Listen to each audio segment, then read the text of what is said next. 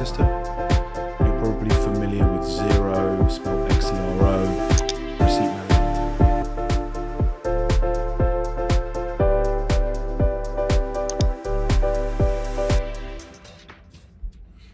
Morning guys, and welcome back to another episode of Car Diaries, as my team have named it.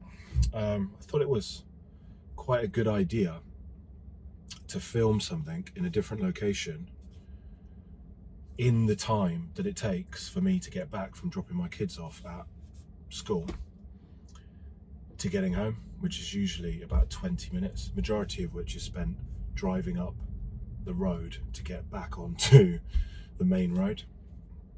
So today I'm going to talk about what is the most important part of scaling a business. Probably looking back on my 13 years of starting a business from nothing, kitchen table in a ex-council flat that wobbled, and I had to prop up with paper in order to get a stable surface to put my laptop on, to running a multi-7-figure business, which still, don't get me wrong, I've got a lot of areas that I would like to improve. Definitely not perfected the business, definitely not at the end of the road, but I'm proud of what we've achieved at Grow Factor. And to go from zero to multi-7 figures is something that I have to recognize not many people do. So that being said, what's the number one critical piece to success in scaling a business? And it's not actually about accounting. Let's assume that you have your finances in place, you've got the right systems, you've got the right processes, you've got clarity on your numbers. Otherwise, you're definitely not going to be able to scale. Let's assume that's there. Let's assume you're minimizing your taxes, so you're maximizing your cash flow, and you have got, which I've spoken about at length on these car talks, a strategic plan in place, so that you know where you're going over the long term, you know what steps you need to take along that journey in the short term, and how you're going to measure success. That's all there. You won't be able to do any of that without the critical piece to scaling a business. And it doesn't matter whether you're in e-commerce, selling a product, whether you're selling a service or you're running a service-based business. Is definitely critical with a service business. It's very, very important with an e-commerce business. It can make or break the business.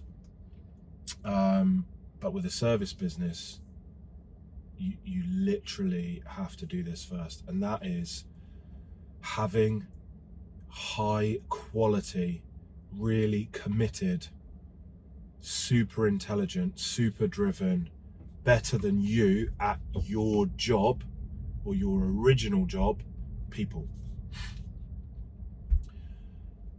And it's taken me a long time to realize this. We originally grew Grow Factor, and we had kind of director level, so me, Yasser, who came on board and grew into being an equity partner, and then we ran an ACA graduate scheme where we took people on out of university. We put them through 3 years worth of chartered accountancy exams, we invested in them, and then they were at the point where they were qualified, capable, technical enough to deliver the product and service that we offer, which is a full outsourced finance team for a business that wants to get from 7 figures to 8 figures. Okay, so what we didn't realize was when you hire people, they have to have these critical components. They have to be driven. They have to really care about what you do and buy into your vision, such that they're not just clocking in and clocking out and just doing the bare minimum. They buy into whatever your cultural standards and values are. They're willing to go the extra mile. They want to progress, and they're not driven by an increase in remuneration, they're driven by doing a great job for the client, knowing that a secondary factor of that is that their career will progress, and naturally they will start to get paid more, or they'll be given other options. And if you're an employee and you're watching this, or if you're a team member, the worst thing you can do in a small business to the CEO is be driven by remuneration. In fact, you should just never mention it. If you just do a great job, you work really, really hard, they will come to you. And this is what you should do as a CEO. If you have a superstar, go to them early, recognize that they're a superstar, tell them all the things that they're doing that's great, and give them either a bonus, set them up with a rewards or a commission scheme, increase their salary early, do something, give them some increased options, healthcare, gym membership, whatever it is. It doesn't have to even be a real strain on your budget. It just has to be recognition that they do the extra, they do the great work, and you have seen it and you have rewarded it. So they need to be technically good. That's probably one of the key pillars. Where we recruited part qualified people, or if you're recruiting people that are too junior, they are not going to be technically superior to you. So if you're looking to step out of your business in whatever role you originally took on, so say you're an accountant, say you're running a marketing agency, say you're running an e-commerce business, maybe in e-commerce you're the person that runs the Facebook ads, you're the person that designs the clothing or the jewelry or the whatever it is, the supplements. If you're an online trainer, you're the person that is doing the check-ins, you're the person that's reviewing people's performance. If you're a marketing agency founder, you're the person that is actually designing the project from start to finish. You're the person that's coming up with the creative. You're the person that's doing the design. You're the person that so on and so forth. If you're an accountant, you're doing the bookkeeping. You're filing the accounts.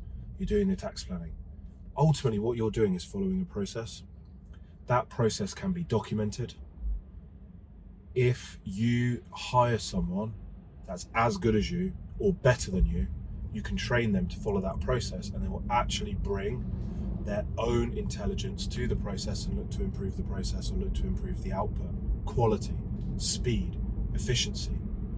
Don't be as arrogant as to think that you're the only one that can do this job. You are not. You are not. I am not better than everyone at this job. Okay, there is someone out there that is better at doing what you do than you. You just need to find them. So technical excellence. Second pillar would be commitment and alignment with your cultural values and standards. They work hard. For us, that is, they genuinely want to help our client and own and manage business. They genuinely want to make a difference. They're always looking to improve things. They're proactive. They take ownership, and they just work really hard. And that doesn't have to be in terms of hours. It could be availability. You know, I have a question on a Saturday. I'm thinking about something. I ping the Slack group. They reply. And they want to because they're involved in the business. They see themselves as an integral part of the business. And those, if they have those two pillars, technical excellence, and they work really hard, probably the third piece that I would say is really important in a smaller business is loyalty. And this is really, really difficult. Actually, I'm going to add a fourth pillar on as well. Loyalty in today's world, very, very difficult to come by. We've had instances in the past where I've hired family members, actual family members, who have then gone through the ACA Chartered Accountancy Scheme. We've taken them when they didn't really know what they were doing with their life. You can see this is a bugbear of mine.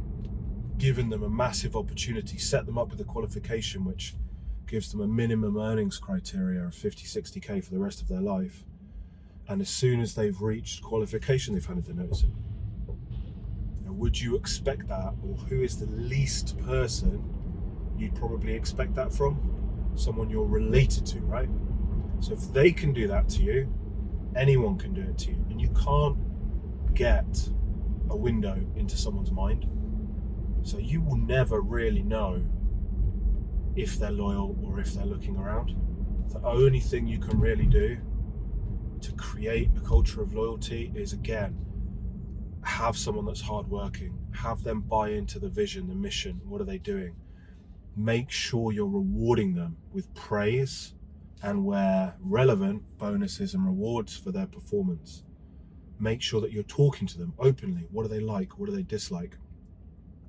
What are their dreams? What are their ambitions? And all you can do is your best, and you will get some shocks along the way. So the next thing you can do is be prepared. Have a recruitment process such that you can either turn the ad back on, or you run ads throughout the whole year or content to look for good people. And you say, look, I'm not hiring right now, but if you'd love to work with us, we would love to put you on a wait list. We're growing all the time. And can we reach back out to you, just like good recruiters do? So you can either use a good headhunter, you can use a good recruiter. Always works. However, it's super expensive. If you run recruitment ads in the background all the time, get the candidates in and stay in touch with them, maybe run an email each week or every couple of weeks or once a month to all these candidates just to stay in touch with them. When you're recruiting, you can ping a message out and instantly you'll have 3, 4, 5 really good quality, pre-qualified candidates that you can choose from. So it's super important. Technical ability, cultural and standard alignment. Are they going to work hard? Are they loyal? People. Number one thing in the process in order to make your business successful. I just don't think there's anything else that is more important. And I used to listen to really successful entrepreneurs banging on about people, how important are people, thinking they're just doing this and they're just saying this to look good, basically. But they weren't. It's the truth. Unless you want to do everything forevermore, the only way you're going to scale is by putting the right people in the right place. And I always used to be so fascinated by these really big businesses, like a John Lewis, for example, or whatever it might be, where they've got hundreds, if not thousands of employees. And how does that person right at the top of the tree keep on top of everyone? Because they can't manage everyone. They can't micromanage everyone. So people have to be hired. They have to be given certain roles. There has to be a hierarchy. Someone has to review someone's performance, and ultimately it needs to flow through such that if you're right at the top, and you can check all the metrics. So if you're right at the top of John Lewis and you wanted to check how your on the floor staff were doing, you'd look at reviews from customers that have come in and out of the store. You can't manage each individual person on the floor individually. You have to have a process in place whereby your team understand what's expected of them. They have key performance indicators in place and targets that they're trying to hit. They know how their performance is going to be measured. It's not like they have to try and work that out. And you have a hierarchical system, is that the right word? Whereby this person can review this person, who can review this person, but ultimately if the top person wants to review everything, they've got KPIs, key performance indicators, KPIs, that they can track. So just something I've been thinking about. Like, these videos are going to be random, like at home now, based on what's going through my head. But I hope that if you're running a business, it's approaching 7 figures, or it's already at 7 figures and it's on the way to 8 figures, that you find these videos useful. These are things that I'm going through. These are things that I see from working with thousands of businesses, and at any given time, a couple of hundred businesses. What's working for them, what's not working for them, what's their biggest challenge. And the most successful businesses, so let's say the top 10 businesses in terms of growth rate, profitability, cash flow, out of all of our growth factor clients, what's been their critical success point? Not everyone is people, but in terms of longevity, what's going to be the thing, for example, if you've been running your business for 15, 16, 17 years that could cause a failure risk. One day you've got a high level team of 4 or 5 people that do all of your client facing or are in critical roles in your product based business, and they just leave over a period of time. Say over a period of 6 months, they all leave. How are you preparing for that? What mitigation of risk have you put in place for that?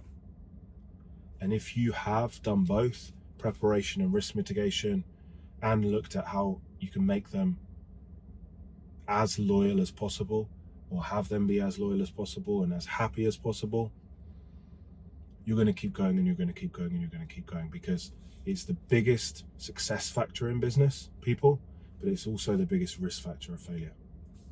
So I'll see you in the next one, guys. I am at home now.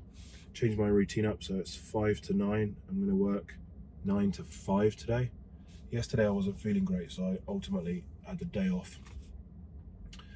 Just felt like hard of breathing, almost like I had a chest infection. So sometimes you just need to take the day and have a full rest rather than trying to drag it out and it goes on for longer. So my agenda for today is filming a 1-hour free training, which I will put the link in the next Car Talks video too. How to master your finances, minimize your taxes, and how we do strategic planning with businesses. So the most important training you can watch around financial success if you're a business owner, and it will be free in exchange for an email address, so you can jump on our newsletter. I'm going to film a short thank you video for people who book calls in. I've got client work to do today, because some of our time as partners, Yasser and mine, is spent reviewing clients to make sure, are they actually getting what they signed up for? So I have a day a week where I'll go through and just review clients. I don't have to, I want to do that, and I'll touch base with them and I'll just work through them in batches. And lastly, like I spoke about on the last video, I'm going to go through my daily routine, which is reaching out and expanding my network on LinkedIn, creating any content, which I usually do in monthly batches, so I shouldn't have any content to create today. Reviewing the prior week's marketing and sales metrics, but I covered all of that in a previous video, so if you haven't watched it, go back and watch it. But the daily checklist tells me, okay, I need to work on clients today, I need to film the webinar, but outside of that, I can put music on and just tick off my daily checklist, and I know that I'm doing the right things that have been pre-programmed to get me further forwards towards my goals. That's it for me today, guys. I will see you in the next video.